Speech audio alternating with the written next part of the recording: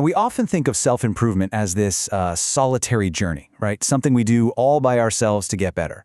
But what happens when all that personal mastery has to actually, exist in the real world with other people? We're going to dive into a 2,500-year-old story that tackles this exact problem. And believe me, its answer is more relevant today than ever before. So our story kicks off with a monk named Golissāni. Now, this wasn't just any monk. He was a dedicated wilderness dweller.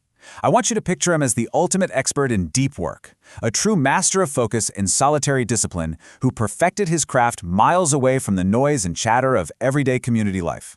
But that's exactly where the trouble starts. Because here's the catch. When Golissāni finally came back to join the other monks, his people skills were, let's just say, not great. The original text actually describes his behavior as crude. It turns out all that time he spent in solo practice just didn't translate into social grace. He was an absolute expert in one arena, but a total rookie in another. So, it's Golissāni's really awkward return to the group that becomes the main event of our story. This moment of friction, this social clumsiness, it doesn't just create a problem. It actually creates this powerful, teachable moment for absolutely everyone involved. Let's see how it all plays out. Okay, so instead of just calling out Golissāni directly, which would have been kind of awkward, a senior monk named Sariputta sees this as a chance to teach a much bigger lesson. He gets everyone's attention and uses the hermit's behavior as a kind of case study, a lesson in how any dedicated person should act when they're part of a team. And this is the question he poses. It's just brilliant, isn't it? He's basically asking, so what's the point of all your personal achievements, all your solo practice, if you can't even interact with the people around you respectfully? Wow, this one question just sets the stage for everything that follows. It's a powerful statement. Your personal skill means very little if you lack social competence. So, Sariputta starts to lay out a kind of framework for good conduct. He begins with the absolute basics of social awareness and etiquette. You could say these are the foundational rules for, not driving everyone around you completely nuts. What's so amazing here is just how practical this advice is. I mean, be respectful? Okay, that's a given. But be skilled with seats? That's all about spatial awareness. Don't crowd your seniors, and don't block the path for newcomers trying to find a spot. It's basically ancient advice for modern meeting rooms. And the rules about timing, that's just about respecting other people's schedules and their boundaries. A lesson a lot of us are probably still learning today.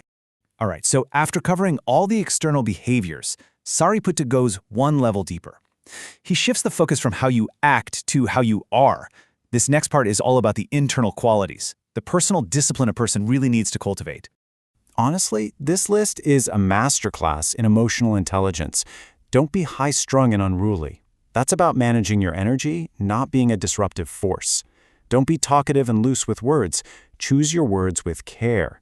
And then we get to my favorite. Be easy to instruct.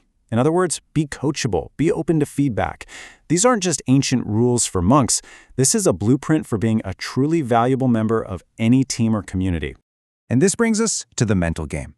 The key point here is that this is a constant practice. It's not a one-and-done thing. You have to actively choose to be persistent instead of lazy. You have to work to be mindful, not just drift along confused. To be focused, not distracted. It's this active, ongoing process of cultivating a sharp and present mind.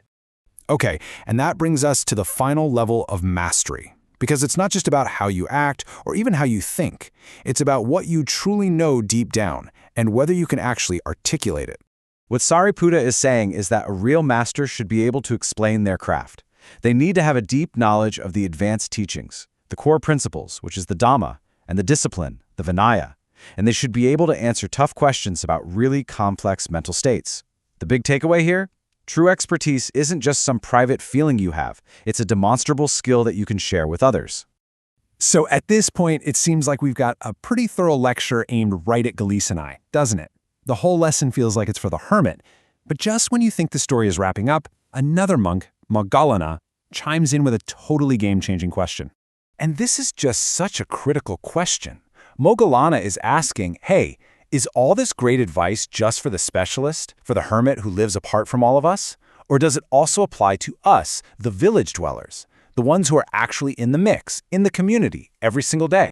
And Sariputta's answer? Oh, it's the powerful twist that makes this ancient story so incredibly profound. It completely reframes everything we just heard. And there it is, the punchline. This advice isn't just for the hermit, it's for everyone. And not only that, Sariputta says it's even more important for those of us living and working together. Why?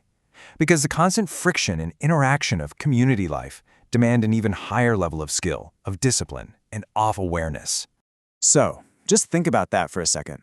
The entire time, all the other monks listening, and maybe even quietly judging poor Golissāni, they were actually the main audience for this lesson all along.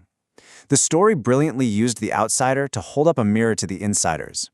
It suggests that self-awareness, discipline, and social grace, they are most critical and most tested in our messy, complicated day-to-day lives.